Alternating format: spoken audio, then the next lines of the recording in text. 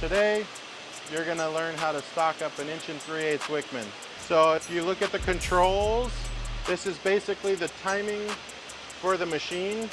So this is the machining cycle as it comes through here, and the sweet spot is right where we're at right now, right before the cullet closes and indexes. So we're going to run the next bar around, stop it, pull the bar end out, and then load the new bar. So we're going to press run, engage the clutch, right here, stop it in the sweet spot. Yep. So right there's the honey hole. This is where you want to stop it. Wait for the spindles to stop turning, because if you grab onto the bar end and it has a burr on it, you will cut the hell out of your hand. So pull back on this lever right here.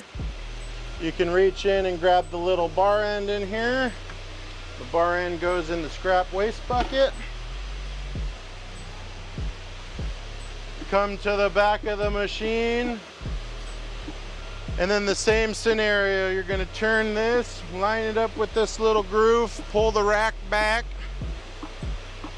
re-engage this into the center of this little doohickey right here. This is going to allow you to take this bar and hit it hard, and then tap away.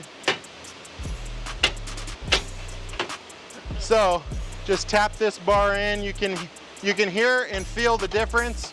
I'm against the stock stop. So you're gonna pull this baby back out, which is gonna lock this in place.